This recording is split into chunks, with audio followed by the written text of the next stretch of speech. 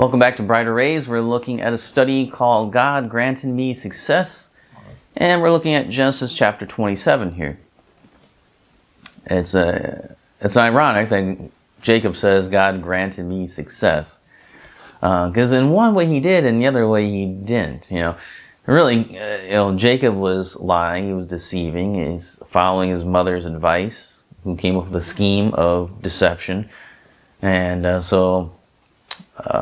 In one way, that's not success. That's evil. On the other hand, you are getting success, but only because that's what God wanted originally. That's what God's plan is, that Jacob, would receive the blessing. So we see ultimately that the Lord wins. And we see that definitely here in verses 26 through 29 of chapter 27. In these verses, we read the blessing of Isaac upon Jacob. Despite all the scheming and lying and sin, God's will prevails. Jacob's the chosen one, and he will be the one that the nations will bow down to. The covenant promises will be bestowed upon Jacob. That's how it's going to be. Notice the pattern here. Isaac was told that he would be the recipient of the covenant blessings because of Abraham's faith and consequent obedience.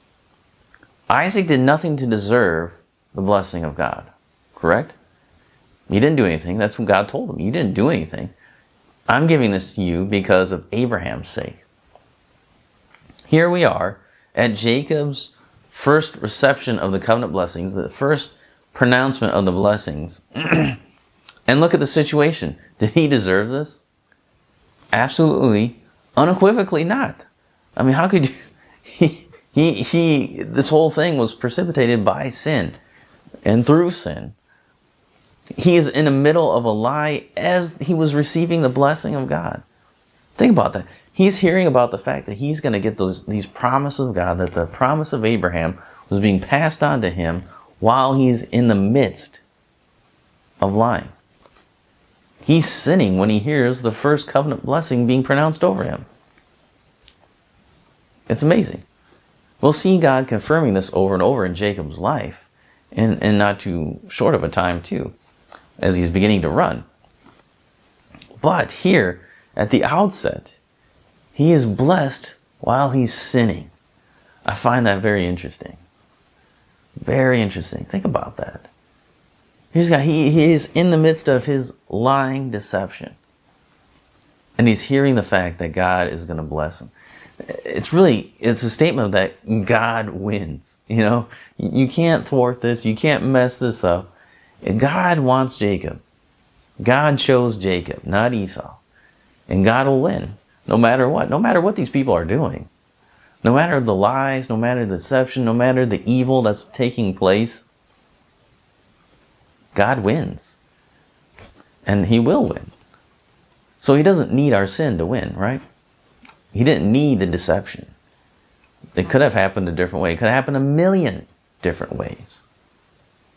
But God is working in and through these choices, these sinful, evil choices that these people made to bring about what he wants to be brought about. And it'll happen. The Lord wins. He does every time. So you can sin and try to stop him. You can sin and try to help him. You can sin and do whatever you want to do. But guess what? You can't win. You can't win.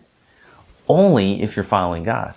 And only you're doing what he wants to be done. And only if you're doing it the way he wants it to be done. Then you can win every time. But if you're going to go against him, you're going to sin against him, you will lose. And if you're a Christian, you'll lose and you'll win. Ultimately, you're going to win. But you'll lose here.